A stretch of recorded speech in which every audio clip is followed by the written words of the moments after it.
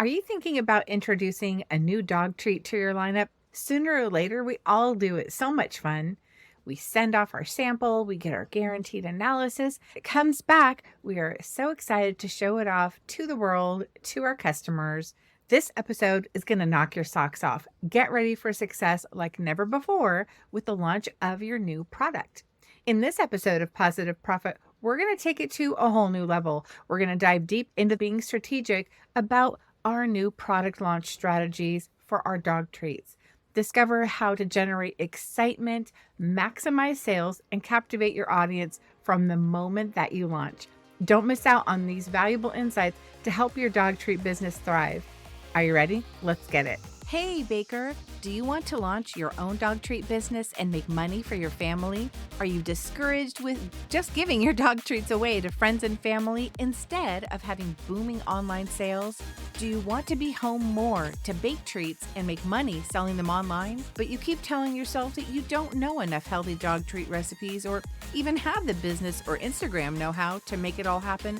Girl, I hear you. In this podcast, you'll find natural dog treat recipes and the secrets to launching your own dog treat business and tips for growing a successful dog treat business. Hi, my name is Kara Brothers, and I learned how to make and sell healthy dog treats that customers want to buy and dogs love. And I started my very own successful dog treat business. Want to know how I did it? Give your dog a treat, grab one for yourself, and let's dig in. You guys, I have a review from Estelle. This is on Apple Podcasts if you want to go check it out, or you can just watch it here. She says, what a cool resource for aspiring dog treat entrepreneurs. You'll actually get step-by-step help and support in building your dog treat biz. Listen in and take notes. You guys, I'm so amped up about this episode, and I hope you are too. If my episodes are benefiting you in some way, helping you somehow, and you want to share that with me and others like Estelle did, please head over to Apple Podcasts and leave a review for the show. I'd be so appreciative. Welcome back to another episode of Positive Profit, the show that helps you turn your passion for dog treats into profitable business. I'm your host, Kara Brothers, and today we're diving into the world of new product launches. We've all launched new products. This is going to show you a deeper way to do it with more levels so you get better results. Okay, I'm going to share with you 6 specific strategies tailored for launching your beloved dog treats. So whether you are just starting out or you're looking to take your business to the next level, this episode is jam-packed with tactical advice to help you unleash success. So let's jump right in. So before you launch your new product, your strategy is going to start before you launch, okay? It's not about coming up with a new recipe. Maybe you try it out on some dogs and they like it. Send away for your GA, get your GA, take your pictures, get your prices, and post them on your website and your social media. More to it, y'all. Way more to it. Okay, so to really have success, I want you to follow these 6 steps. First, you're going to understand your market. It starts before we bake the treat, you guys.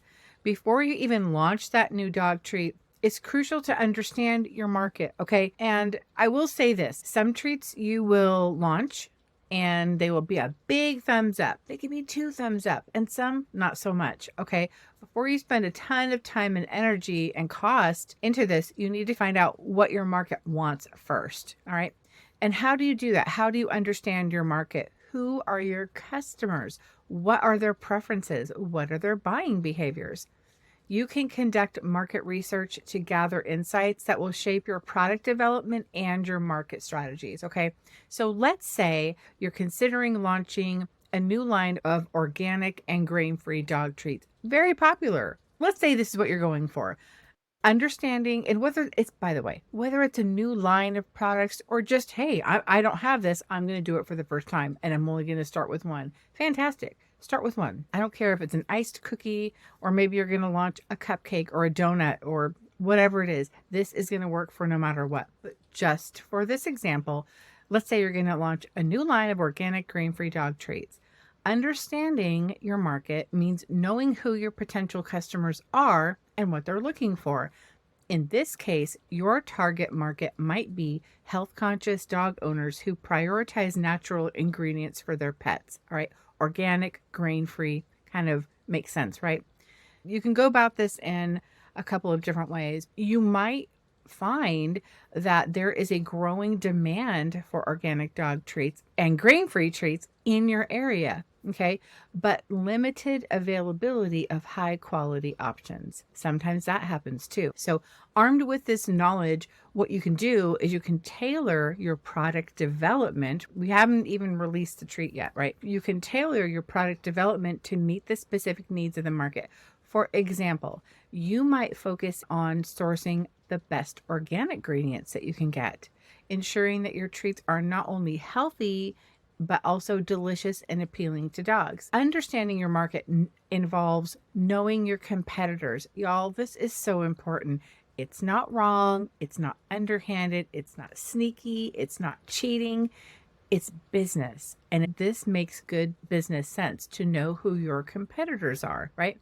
Because maybe you have 5 competitors, let's just say.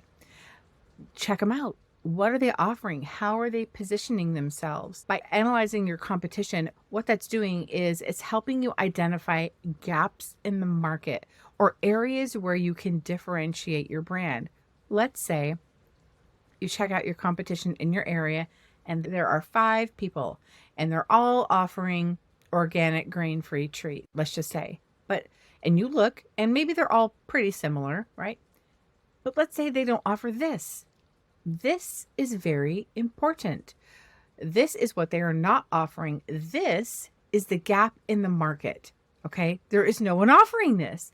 This is where having a niche product can really benefit you. These 5 people aren't doing it. Guess what? Maybe this is you. Maybe you're offering that product that nobody else is. And that really can help you build a star product, a wow product, your niche specific, you can only get them here kind of product, first to market product. Super important. Go check out your competitors, not to copy them, right? Because we're not going to do that.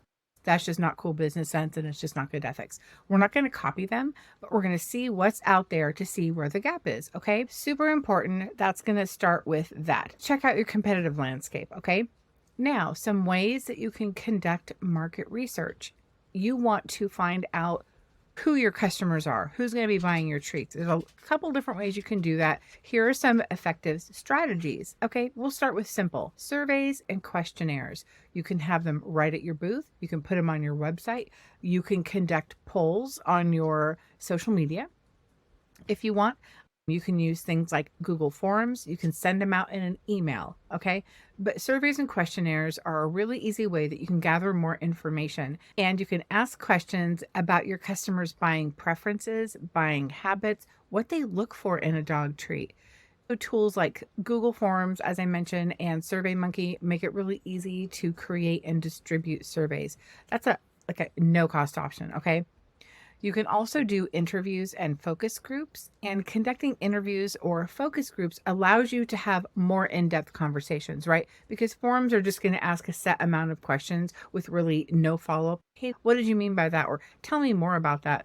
And having these conversations with these interviews or focus groups really helps you to get on a deeper level of understanding your customers' needs and their preferences and their wants.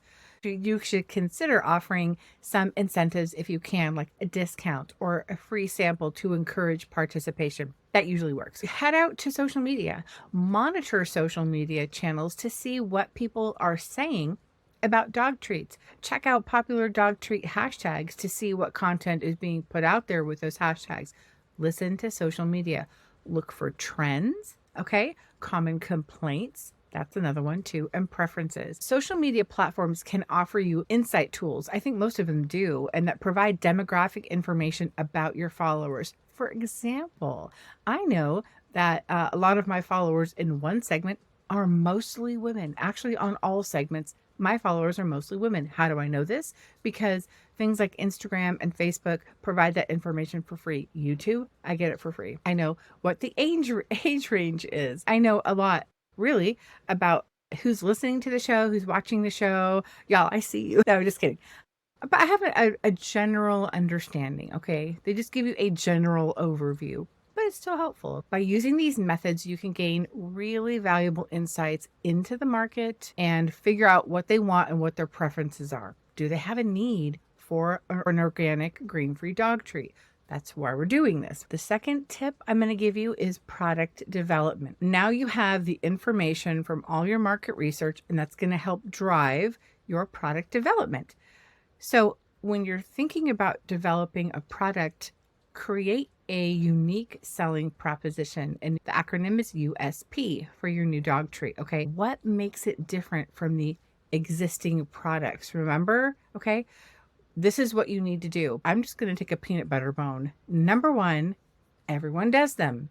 It doesn't make it a bad thing. It's really an expected thing, but you're going to want something else. You're going to want something different than the peanut butter bones that people are doing. What else is it? Your market research will tell you. Your competitor analysis will tell you what's the gap. Where is the room that you have to make this product? That being said, if you went into McDonald's and they're like, yeah, we don't have any cheeseburgers, everyone else says them, we're not going to do them. Okay. You'd be like, what? You expect that cheeseburger from McDonald's, just like people expect peanut butter dog bones. So there is a place for that, obviously, too. So what makes your product different from existing products?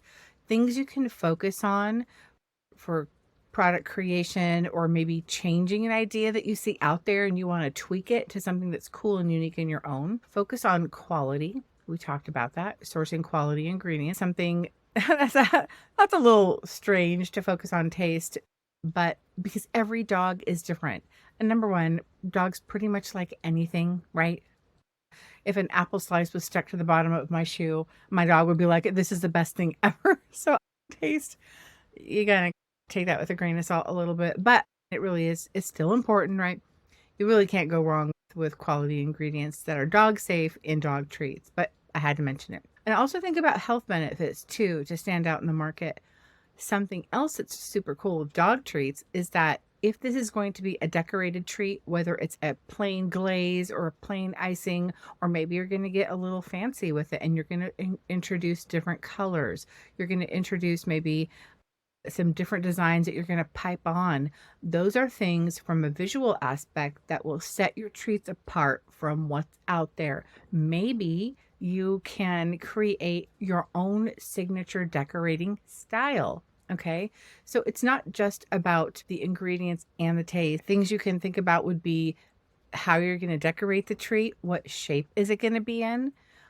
Those are all things to consider. Okay.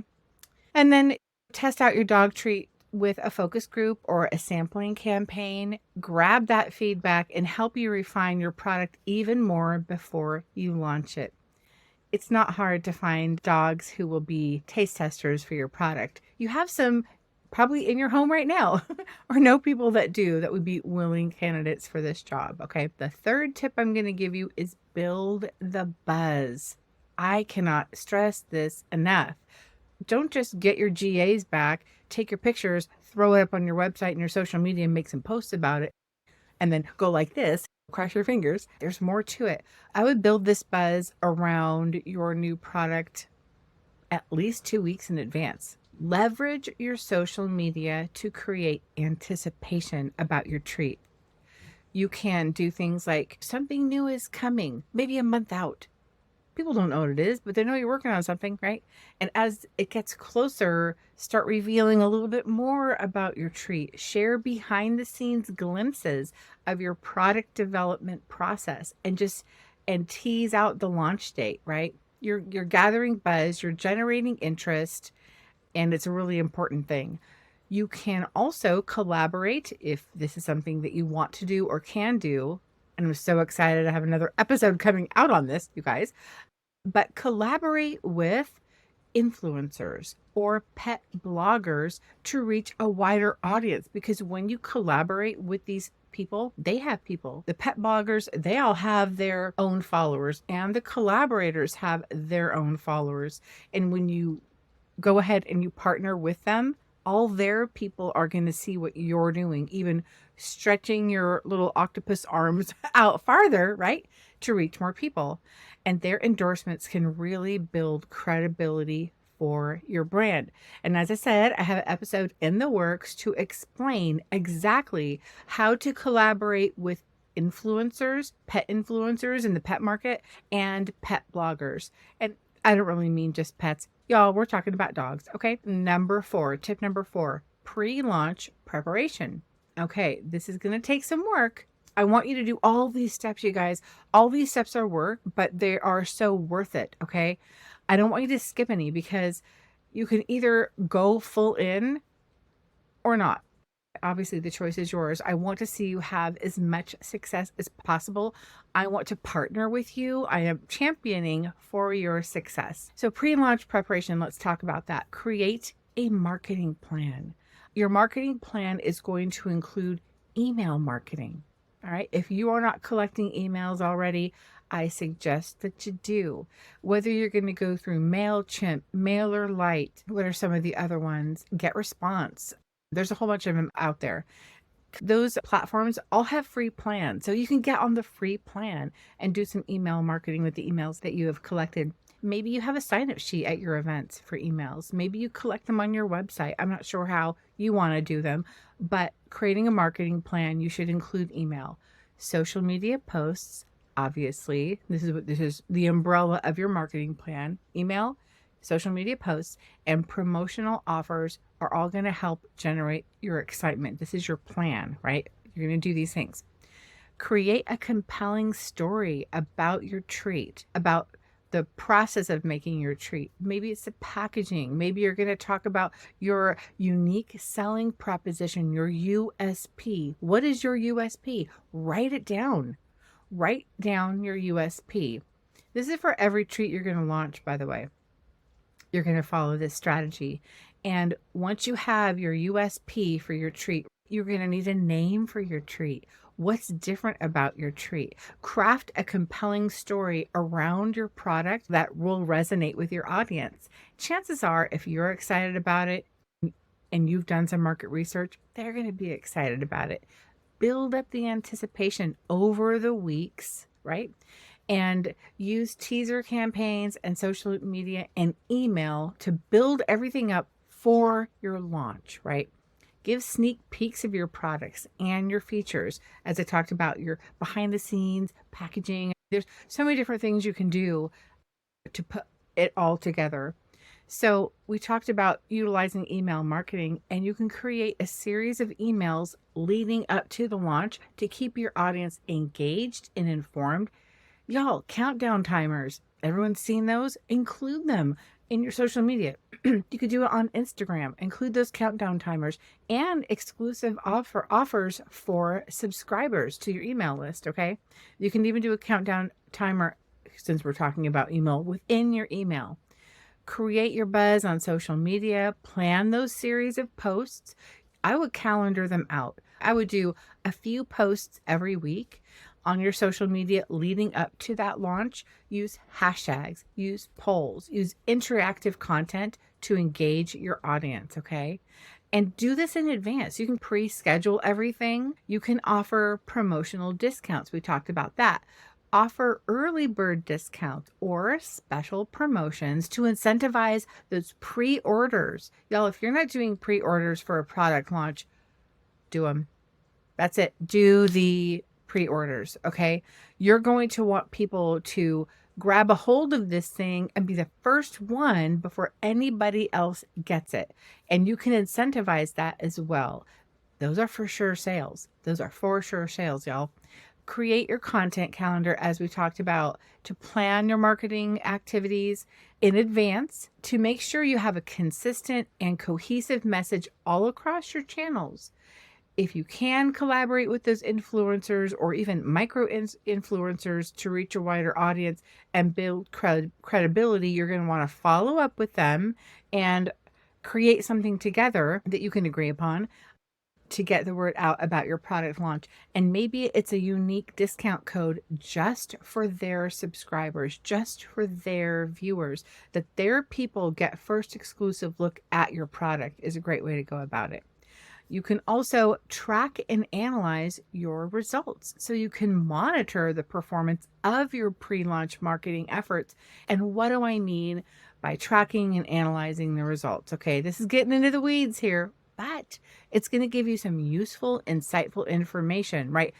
I guarantee y'all, when you do this process one time, this is going to be easier for when your next treat comes out.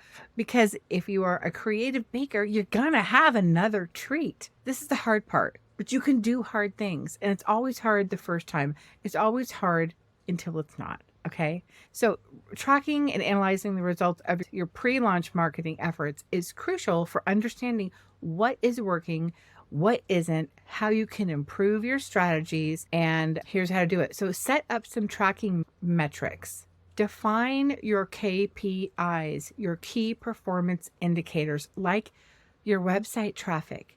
You can track that. You can track your email open rates, right?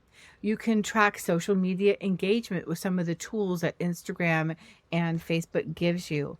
You can track pre-order or sign-up conversions and use tools like Google Analytics and email marketing software and other things to track that. Set up some spreadsheets with dates and what your count was for this and that before the launch, and then all through the launch, just so you can see what worked and what to do better next time.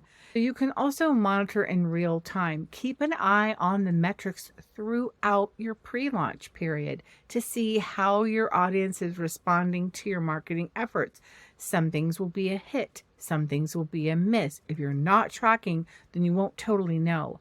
You can also compare it against your goals. Regularly compare your actual results against the goals that you set during the pre-launch planning phase.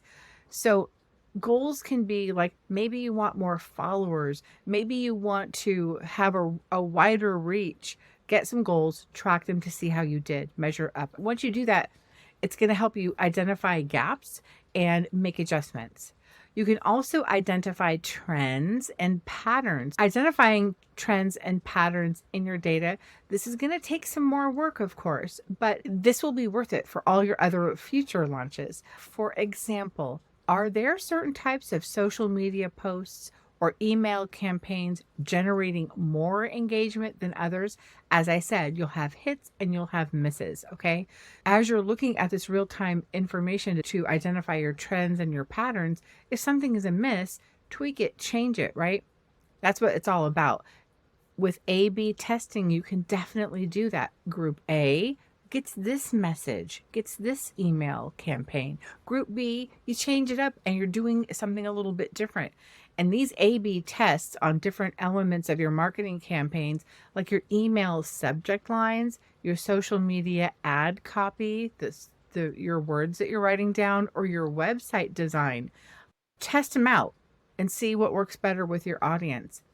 Obviously, we want to collect feedback from your audience through surveys or polls or even direct messages, and use all this feedback to, again, refine your product offering and improve your strategies too. Making data-driven decisions is important. So based on your analysis, make your decisions based on that, okay? It's so easy to base them on how we're feeling. We're feeling excited about the product and maybe we think it's going great, but when it really comes time to, hey, I've launched it and I've got crickets, it's too late at that point to go back and do a proper launch. So make your decisions based on the data that you're seeing all up to launch in your pre-launch marketing efforts. Another thing you can do for tracking and analyzing your results is iterate and improve. Continuously iterate on your marketing strategies. That just means you're improving them. You are changing them to a different iteration, right?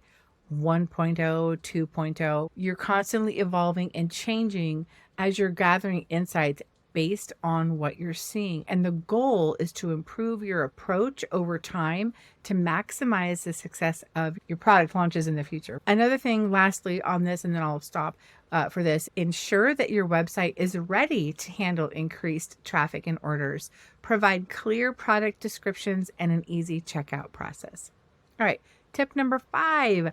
Launch day.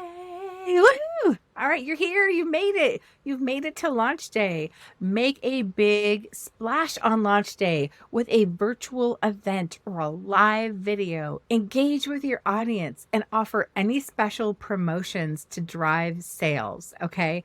Monitor your feedback and your reviews closely and address any issues promptly to maintain customer satisfaction. Meaning, maybe this was meant to happen and you had great intentions and you thought you set it up right, but launch day happens and actually it's not working. So pay attention to what's not working that may go south. Like, for example, sometimes I put out episodes and I've got links, and sometimes I'll get feedback that says, hey, your links say page not found, or your links don't go anywhere. But when I set it up, I thought it was all perfect. So I've got to watch those comments as they come in to go back in and say, God, what did I do wrong? This same for you. Just make sure that you're going to be available on that day to address anything that could arise. All right. So you've had your launch. It's fantastic. It's successful. Woohoo. Launch is over. You're going to go into post-launch strategies. After the launch, you're going to want to keep the momentum going with follow-up campaigns. Offer loyalty rewards. That's a thing. If you use Square to process your payments, you know that they have really easy options for loyalty rewards. And there might be other platforms out there that do that. But you can offer loyalty rewards or even discounts to encourage repeat purchases. Okay. Collect testimonials and reviews to showcase the success of your new dog treat. Those are really important. If you notice, I do them from time to time on my show as well. When people leave a positive review, a positive testimonial, collect those, and then you can put them out on your social media from time to time. Jackie says, hey, Thad loved the peanut butter dream bar that you made, and I can't wait to order more. Put that out there in a quote form. Y'all, go to Canva, make yourself a free account. You can put in quotes and you're going to get a lot of templates back with quotes. Change them to your words, to your branding colors, save them and put them on social media. These testimonials are really important for this treat and for your business, and it gives you more content. Okay. Profiteers, that wraps up today's episode of Positive Profit. We had a long one. Normally we don't go this long, but I wanted to give you all the information I know about new product launch strategies so you could be successful in your business. And I hope you found them valuable and you're excited to apply them in your own dog treat business. And remember, you guys, success, it does not happen overnight, but with persistence and strategic planning, you can achieve your goals. Don't forget to treat yourself well, and I'll see you in the next episode. Bye. You guys have an itch. I'm sorry. Anyway, I'm a real person. I'm not going to edit this out. Okay, this is a real me. Okay. Oh, back on track. All right.